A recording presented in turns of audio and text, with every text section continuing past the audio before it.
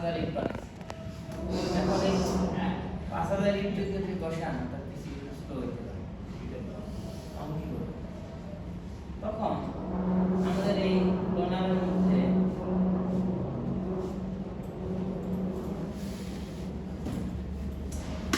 Instance কিনা instance মানে কি?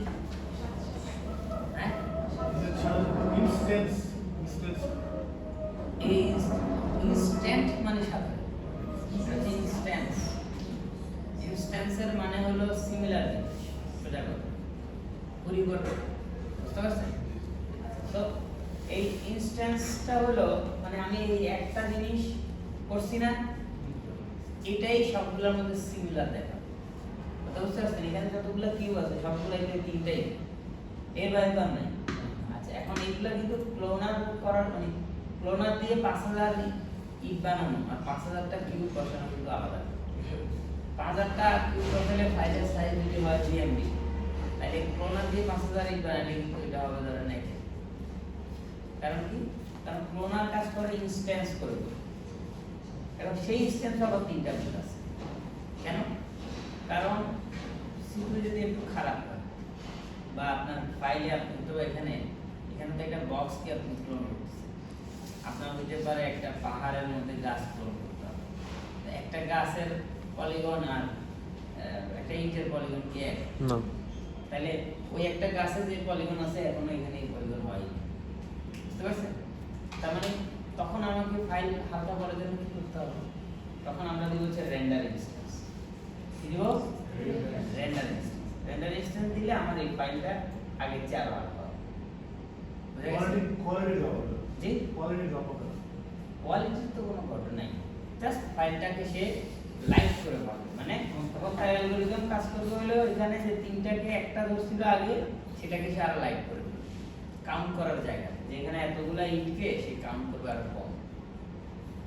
আচ্ছা অনেক সময় এমন হতে পারে যে আমরা মাল্টিপল অবজেক্টের গ্রুপকে ক্লোন করছি কারণ আপনার কাছে ফার্নিচার চেয়ার বানাবেন এই চেয়ারটাকে ক্লোন করবেন চেয়ারের মধ্যে তো অনেক অপশন এগুলা ক্লোন করতে গেলে অনেক হেভি হয়ে যাবে না তখন করতে হবে কি তখন দিতে হবে মাল্টি ইনস্ট্যান্স বুঝতে পারছি?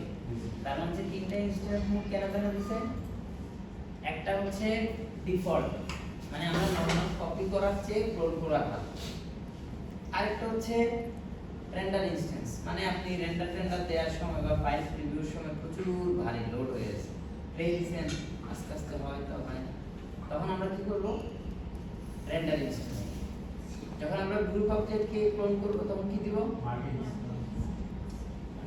মন থাকবে।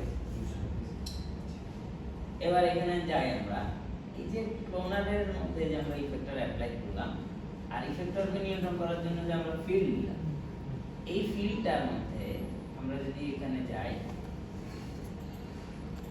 এখান থেকে ফিল্ড এই ফিল্ডের এখানে গেলে দেখবেন এই ব্যাপারটা অনেকটা ফটোশপের মতো কিসের মতো ফটোশপের মতো কেন এটার মধ্যে আমি চাইলে একাধিক ফিল্ড দিতে পারি আমরা একটা ফিল্ড দিয়ে কাজ করছি না আমরা চাইলে একাধিক ফিল্ড দিতে পারি কথা বুঝতে পারছেন? সো সেই এখন এখানে একটা স্ফেরিক্যাল ফিল্ড নিলাম না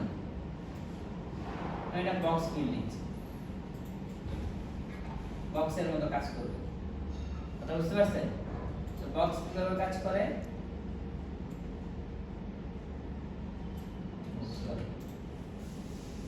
আমি বক্সটাকে এখানে রাখছি এখন দেখেন